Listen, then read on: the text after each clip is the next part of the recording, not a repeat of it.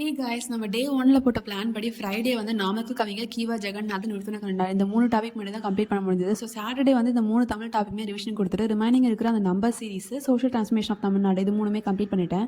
அதை நான் எப்படி படித்தேன், எப்படி நோட்ஸ் எடுத்தேன்றது தான் இந்த வீடியோ சொல்லியிருக்கேன்.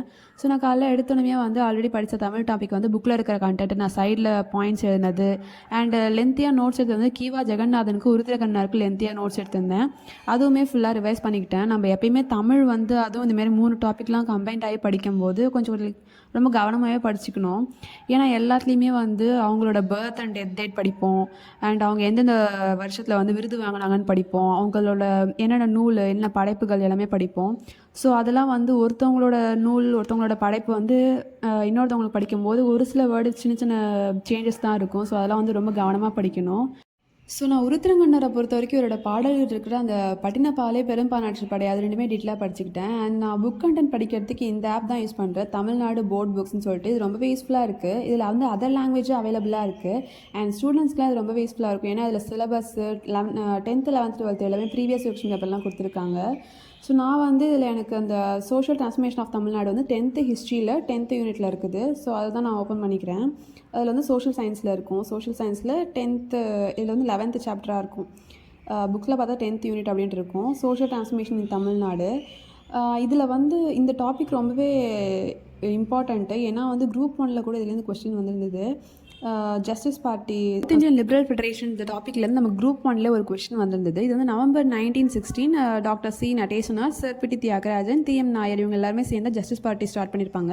அதுதான் என் கொஸ்டினாக இருந்தது. Justice Party was establish in year 1916 by whom கேட்டிருந்தாங்க. TM Nair and Thiyagarajan Chetty answer. And இதே பேஜில் வந்து சி நடேசனார் வந்து மெட்ராஸ் யுனைடெட் லீக் ஆரம்பிச்சிருப்பாரு. லேட்டர் வந்து மெட்ராஸ் திராவிடன் அசோசியேஷன் மாற்றிருப்பாரு.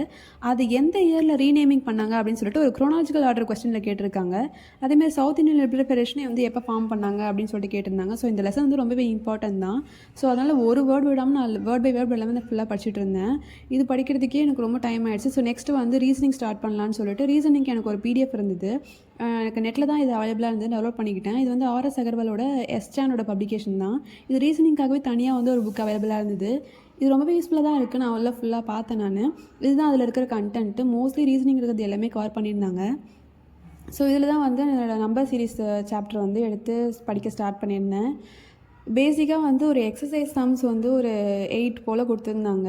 ஸோ ஒரு தடவை பேஜ் வந்து சர்ச் பண்ண வேணான்னு சொல்லிட்டு அந்தமாதிரி நம்பர் தெரிஞ்சுக்கிட்டு இதுமாதிரி சர்ச் பண்ண வந்து அழகாக வந்து பேஜ் வந்து கிடச்சிருச்சு. ஸோ இதுதான் அந்த நம்பர் சீரிஸ். டைப் 1 சொல்லிட்டு நம்பர் சீரிஸ் கொடுத்துருந்தாங்க. நெக்ஸ்ட் வந்து டைப் 2 சொல்லிட்டு ஆல்ஃபா நியூமரிக் சீரிஸ்னு கொடுத்துருந்தாங்க. அதுதான் நமக்கு சிலபஸில் வந்து நெக்ஸ்ட் டாப்பிக்கு. ஸோ இதில் வந்து எக்ஸசைஸ் சம்ஸ் மட்டுமே ஒரு 8 சம்ஸ் டீட்டெயிலாக கொடுத்துட்டு மீதி வந்து இது வந்து 3rd டாப்பிக்ன்றதால எக்ஸசைஸ் 3A அப்படின்னு சொல்லிட்டு ஒரு 77 சம்ஸ் வந்து ப்ராக்டிஸ்க்கு மட்டுமே கொடுத்துருந்தாங்க. அண்ட் இதோட ஆன்சர்ஸுமே கீழே வந்து லைன் பை லைன் கொடுத்துருந்தாங்க. இதுவே ரொம்ப யூஸ்ஃபுல்லாக இருந்துச்சு. அண்ட் நான் வந்து நோட்ஸ் எடுத்தது அந்த எக்ஸசைஸ் சம்ஸ் 8 மட்டுமே நான் டீட்டெயிலாக நோட்ஸ் எடுத்துக்கிட்டேன். அண்ட் அந்த ஆப்ஷன் கொஸ்டின் எந்த ஸ்டெப்ஸு எல்லாமே டீட்டெயிலாக எடுத்துக்கிட்டேன். ஃபார்முலா தேவைப்பட்டால் ஃபார்முலாவுமே சைடில் நோட் பண்ணிக்கிட்டேன் இந்த APGPக்கெலாம். அண்ட் இது ஃபுல்லாக எக்ஸசைஸ் சம்ஸ் மட்டும் நான் டீட்டெயிலாக முடிச்சுட்டு ப்ராக்டிஸ் சம்ஸ்க்கு வந்து எனக்கு மட்டும் புரிகிற மாதிரி கொஸ்டின் எழுதிக்கிட்டு அதில் நம்ம என்ன ஃபைன் பண்ணோம், அதில் என்ன ட்ரிக்ஸோ அதை மட்டும் நான் எழுதிக்கிட்டேன். ஒரு 13 சம்ஸ் மூலம் தான் நான் ப்ராக்டிஸ் பண்ணேன். பட் ட்ரிக்ஸ் எல்லாமே ரிப்பீட்டடாகவே இருந்துச்சு. ஸோ இது அப்புறமா வேறு ஏதாவது டாபிக்ஸ் படிக்கும்போது போர் அடிச்சதுன்னா அப்பப்போ வந்து சம்ஸ் ப்ராக்டிஸ் பண்ணிக்கலாம்னு சொல்லிட்டு விட்டுட்டேன். ஏன்னா 77 சம்ஸ் ப்ராக்டிஸ் பண்ணுறது ரொம்ப கஷ்டம். ஸோ ஆல்மோஸ்ட் நம்ம வந்து டே 1 டாபிக்ஸ் எல்லாமே முடிச்சாச்சு டே 2ல். அண்டு நம்ம நாமக்கல் கவிஞர் கீவா ஜெகநாதன் உருத்திரங்கண்ணா அந்த 3 டாப்பிக்குமே முடிச்சாச்சு. அண்ட் நெக்ஸ்ட்டு வந்து சண்டேக்கு தமிழொலி, முடியரசன் அண்ட் பட்டுக்கோட்டை கல்யாண சுந்தரனார் இந்த 3 டாபிக் தான் எடுத்திருந்தேன். ஸோ நம்ம டே 1 பிளான் பண்ணும்போது நமக்கு தமிழ் கம்ப்ளீட் பண்ணுறதுக்கே ஹாஃப் டேஸ் மேலே ஆகிடுது நம்ம டீட்டெயிலாக நோட்ஸ் எடுத்து படிக்கிறதுனால. அதனால் இந்த தடவை நான் GS டாபிக் ஸ்கிப் பண்ணிவிட்டு Tamil 3 topic and alpha numeric reasoning வந்து இது மட்டும் எடுத்துக்கிட்டேன். ஸோ லெசன்ஸை பொறுத்த வரைக்கும் நம்ம மறுபடியும் ரிவைஸ் பண்ணிகிட்டே இருக்கணும். இன்றைக்கி டைம் கிடச்சா நேற்று படித்த அந்த சோஷியல் டிரான்ஸ்ஃபர்மேஷன் ஆஃப் தமிழ்நாடுமே நான் அப்பப்போ ரிவைஸ் பண்ணணும். ஸோ டே 3 போட்டு இன்றைக்கி என்ன டாஸ்க்கோ அதை எல்லாமே எழுத ஆரம்பிச்சிட்டேன்.